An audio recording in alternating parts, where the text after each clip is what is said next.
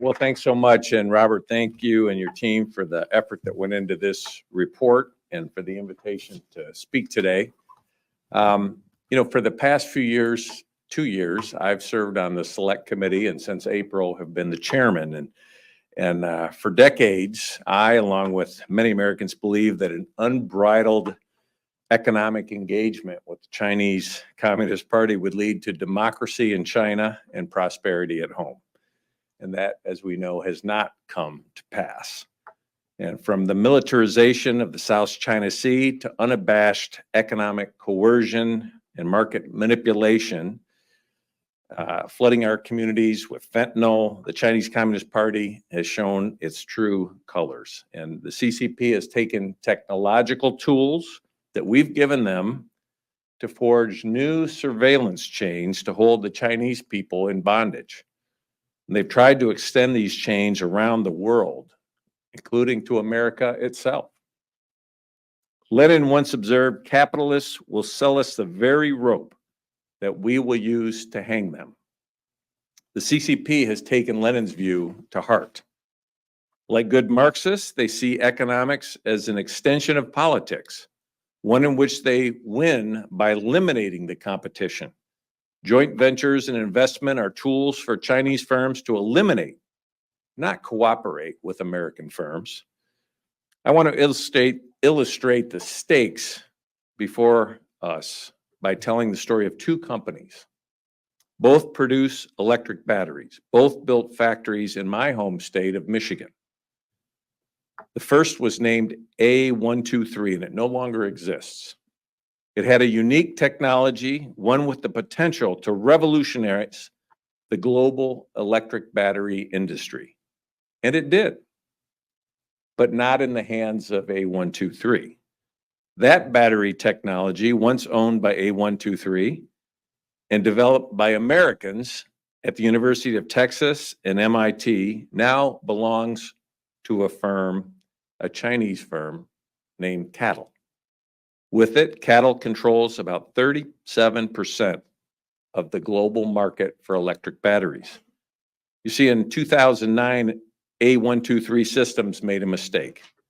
It was a mistake hundreds of companies have made in the past 5 decades. The company set up a joint venture with Shanghai Automotive Industry Corporation, a state-owned auto producer in China. The company had access to cheap labor, knew the Chinese domestic market, and was directly supported by CCP officials who could handle any regulatory hurdles that A123 might face. The problem was SAIC was really after A123's technology. Once it had access to that, the Chinese company then flooded the market with state-subsidized battery that used A123's own technology. Unable to compete, A123 found itself facing bankruptcy and was acquired by SAIC's holding company, despite CFIUS concerns. SAIC closed A123's U.S. operations, laid off the workforce, and relocated operations in China, where Chinese firm CATL now seeks to dominate the world's supply chains with this very same technology. Now CATL is returning to the scene of the crime, building a new factory in Michigan, subsidized by American tax dollars, and using American technology to deepen our dependence on supply chains controlled by Beijing. These tactics are unethical, they're wrong, they're dangerous. Worst of all, though, as today's report notes, these tactics are successful. Let me read out a few numbers from today's report. In 2023, China installed more industrial robots and had more nuclear power plants under construction than the rest of the world combined. China also accounted for 62% of global EV production. A majority of the world's new chip-making capacity in 2024 will be constructed in China. And from 2017 to 2021, the rate of new clinical drug trials in China grew faster than any other nation. These statistics should raise alarm bells in capitals around the world. The CCP's track record shows that any dependencies or open doors can be and will be weaponized by the party at a time and place of its choosing. This isn't speculation. This is a playbook we have seen far too many times to count. That playbook reflects the difference in values between ourselves and the CCP. For Americans, economic growth and innovation are pathways to improve the well-being of all parties. For the CCP, economic growth and innovation are about increasing the power of the party, both at home and abroad. Chinese entrepreneurs are supported, their companies subsidized, and their foreign competitors are targeted for IP theft and economic warfare. Entrepreneurs such as Jack Ma and foreign firms may have roles as temporary tools, but at the end of the day, they have no place in the house Xi Jinping is building. The CCP only wins if they and we lose. Our competition, like that with the Soviet Union, is not between two countries, but between two visions of the future. The only way of life, the only way our way of life survives is if we win and they lose. Our committee has been shouting this warning from the very rooftops. The Select Committee has traveled to Boston, New York, Silicon Valley with a simple message. We cannot continue to fund our own destruction. We cannot provide our greatest adversary with the tools needed to kill our men and women in uniform. We cannot continue supplying the technology that will be used to drive our companies out of business and leave our citizens out on the street. In 2023 alone, Wall Street channeled $5.7 billion of American investment to 61 PRC companies that the US government has blacklisted because they advance the PRC's military capabilities or support its human rights abuses.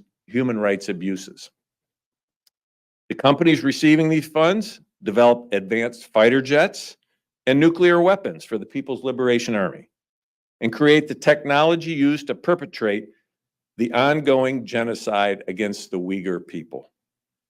I'm proud of the work our committee's done in highlighting these troubling investments, as well as those in cutting-edge technologies such as artificial intelligence. We've made a real difference in the way the financial community talks about China and perceives the risk investing there. The Biosecure Act, which passed the House last week, directly challenges the dependence of much of America's biopharmaceutical community on companies like WuXi AppTec, WuXi Biologics, and BGI. It will ensure that over the next 8 years, we liberate our medical supply chains from CCP control without disrupting the existing markets. These pieces of legislation are, I hope, just the start. Last December, our committee produced a list of 150 bipartisan recommendations to rebalance our country's economic relationship with the PRC. If you know anything about Washington, you will know how rare that sort of bipartisanship is.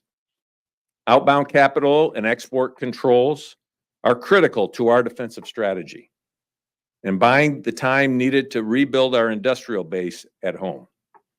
De minimis reform will allow U.S. manufacturers to compete on an even playing field.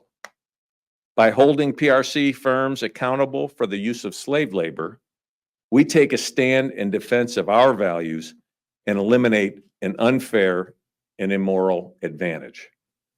By protecting our companies and universities from IP theft, we defend American ingenuity and inherent advantages of a free system that encourages creativity and innovation over a totalitarian ideology that rewards blind obedience. But like my Detroit Lions, we must play both offense and defense. Research security and IP defense matter little if we are not researching new technologies or developing IPs to defend. For centuries, America has been the promised land for the best and brightest across the world who wanted to explore the frontiers of human knowledge or create companies without red tape. We must continue to be that promised land. And that means ensuring entrepreneurs are free to innovate, universities are free from foreign influence, and students are free to speak their minds. Export and outbound capital restrictions are a necessary condition for our victory over the CCP. And by combining these types of tools with investments in our own innovation, we can achieve victory. I want to thank you again for having me, and it's wonderful to be with you today. Hope you have a great day.